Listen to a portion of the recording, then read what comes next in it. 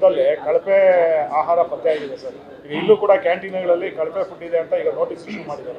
ಜಿರಳೆ ಪತ್ತೆ ಕೂಡ ಕಾಕ್ರೋಚ್ ನೋಡಿ. ಶಕ್ತಿಸೌಧಕ್ಕೆ ಬರಲಿ, ಇವತ್ತು ಇಂದಿರಾ ಕ್ಯಾಂಟೀನ್ಗೆ ಹೋಗಲಿ, 5 ಸ್ಟಾರ್ ಹೋಟೆಲ್ಗೆ ಹೋಗಲಿ, ಅಥವಾ ಇಂಟರ್ನ್ಯಾಷನಲ್ ಬ್ರ್ಯಾಂಡಿನ ಔಟ್ಲೆಟ್ಗೆ ಹೋಗಲಿ, ಹೋಗೋರೆಲ್ಲ ಮನುಷ್ಯರೇ.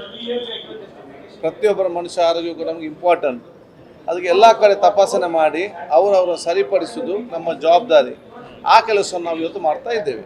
ನಾಳೆ ನೀವು ಅಲ್ಲಿ ಹೋಗಿ ಟೀ ಕುಡಿದ ಪರಿಸ್ಥಿತಿ ಎಂದಾಗ್ಬೋದು. ಅಲ್ಲ, ಮತ್ತೆ ವಿಧಾನಸೌಧದಲ್ಲಿ ಇಷ್ಟು ದಿನ ತಮಗೂ ಆಗ ಬರ್ತಿತ್ತಲ್ಲ ಸರ್, ಎಂತ ಮಾಡೋದು ಈಗ? ನೀವು ಹಾಗೆ ಸುಮ್ಮನೆ ಕೂತ್ಕೊಳ್ಳಿಕ್ಕೆ ಆಗ್ತದಾ? ಏನು ಮಾಡೋದು? ಒಂದಲ್ಲ ಟೈಮ್ ನಾವು ಈಗ ನೋಡಿದ್ದಕ್ಕೆ ಧನ್ಯವಾದ ಸಲ್ಲಿಸ್ಬೇಕು. ಈಗ ನನಗೆ ಇಲ್ಲದ ಜೇರಲ್ಲಿ ಪ್ಲೇಟಲ್ಲಿ ನೀವೆಲ್ಲ ತಿಂತ ಇರ್ತಿರ್ತೀರಿ. ಈಗ ಚೇಂಜ್ ಆಗಿದೆ.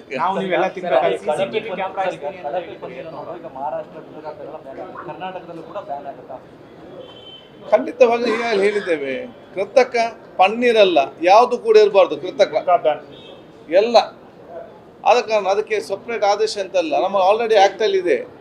ಕೃತಕವಾಗಿ ಎಲ್ಲಿ ಸಿಕ್ಕಿದರೂ ಕೂಡ ಅಂಥವ್ದ ಕಠಿಣವಾದ ಕ್ರಮ ತೆಕ್ಕೊಳ್ತೇವೆ. ಅದಕ್ಕೆ ಸಪ್ರೇಟ್ ಆದ ಒಂದು ಆದೇಶ ಬರಬೇಕಂತೇನಿಲ್ಲ, ಬಹಳ ಸ್ಪಷ್ಟತೆ ಇದೆ. ಆಮೇಲೆ ಇವತ್ತಿಂದ ಸರ್ ಇದು ಪಾನ್ ಗುಟ್ಕಾ ಎಲ್ಲ ನಿಷೇಧ ಆಗಿದೆ ಸರ್ ಕರ್ನಾಟಕ. ನಿಷೇಧ ಎರಡು ಈಗೇನಾಗ್ತದೆ, ಇದು ನೆಕೋಟಿನ್ ಮತ್ತು ಇದು ಮಿಕ್ಸ್ ಆಗಿ ಬರುವಂಥದ್ದು ಇರ್ತದೆ.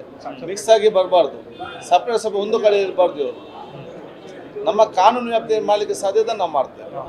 Thank you sir. ಆಮೇಲೆ ಈಗ ಬೇಗ ಹೋಗುವಂತ ಬೈತಾರೆ, ನೀವು ಸ್ಪೀಕರ್ ಆಗಿ ಲೇಟ್ ಆಗ್ತಿದೆ ಅಂತೇಳಿ.